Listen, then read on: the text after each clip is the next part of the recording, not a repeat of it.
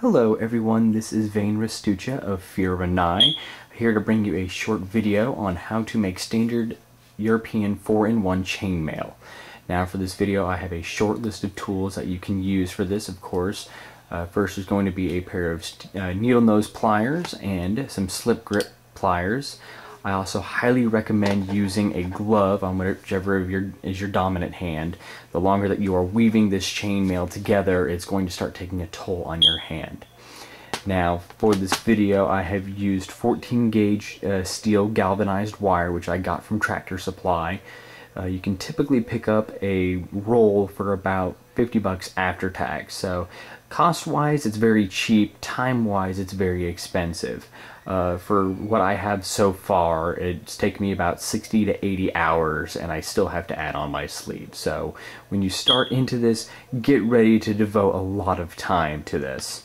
Now, for me, how I start is I will take my center ring of the system and open it up and put 4 rings into it. It makes it a little bit easier for me whenever I start off than some people. I don't know how they do it, but it's easier for me to just go ahead and add the 4 together and then close the rings.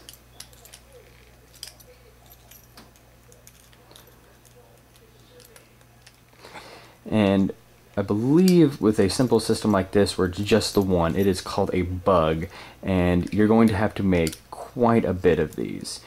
For myself, I'm pretty much an average build, and I have to go through about 10,000 rings just to get my suit made, just for simple sleeves and arms, or sleeves and body.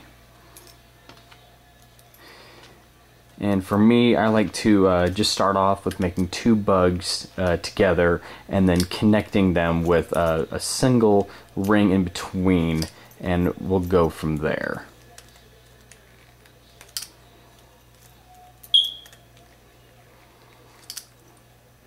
Alright, so for now I have 2 bugs laid out next to each other, and the rings are going to be facing the same way with the overlay going upwards, and I'll show you why.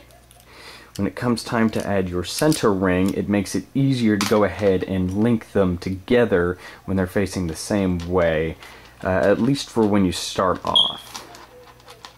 And so what I do is I'll go ahead, connect both bugs with this single ring in the center, and close it off.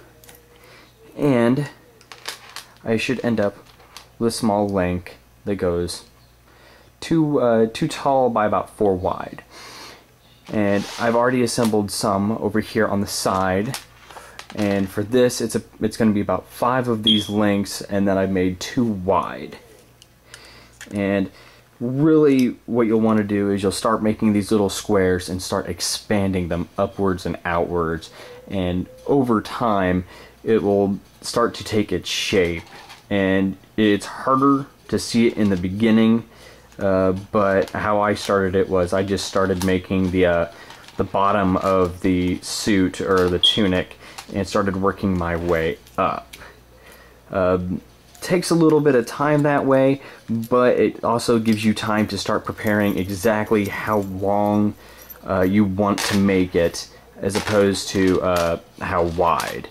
Now in chainmail, the regular suit also has the rings going from left to right on the overlay, as opposed to up and down. The reason why that is because when the links are set up like this, if they're stretched out to the max limit, they tend not to have the same kind of tensile strength as the rings would when they're overlaid left to right.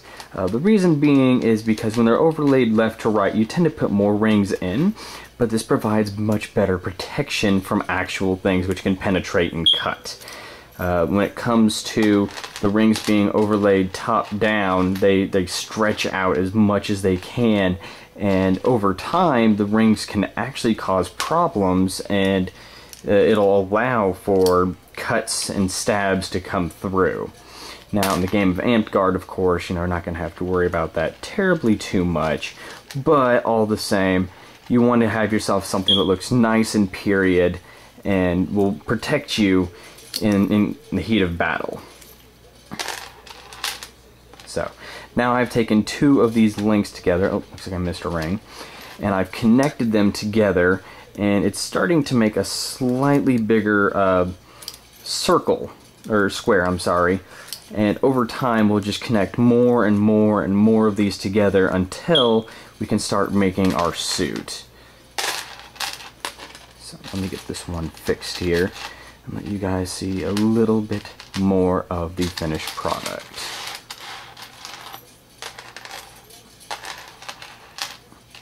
Turn that over.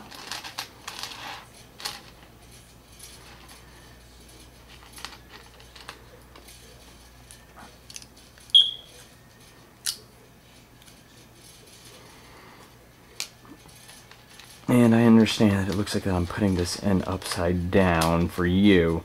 I've put together enough chainmail, unfortunately, in my time to know how to put it in even upside down. And again, this is a very time-consuming process, so once you've sat down and done it for about an hour, you can just about do it blindfolded. And another reason I suggest the gloves is because over time, your hands tend to get sweaty, and the buildup can actually cause the pliers to slip, and this part right here tends to actually grab onto your flesh, and this glove will help prevent that, or at least make it not so damaging. Now for what I have completed of my actual chainmail, give me just one moment here.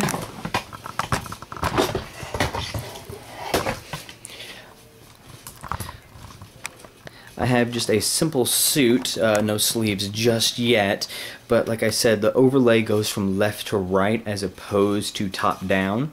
What this allows is for better protection from thrusts and stabs. So I can actually take this chainmail and stretch it out this way, and it's at its max tensile strength. And what this does is, again, protects it from most stabs and slices. So I know I've just got a pair of scissors. Makes it nearly impossible for anything to slice through, and stabs, it has to be something rather small to actually get through, and even then it's not getting very far. So I just wanted to say thank you for watching my video, and hopefully this will help you with your chainmail construction.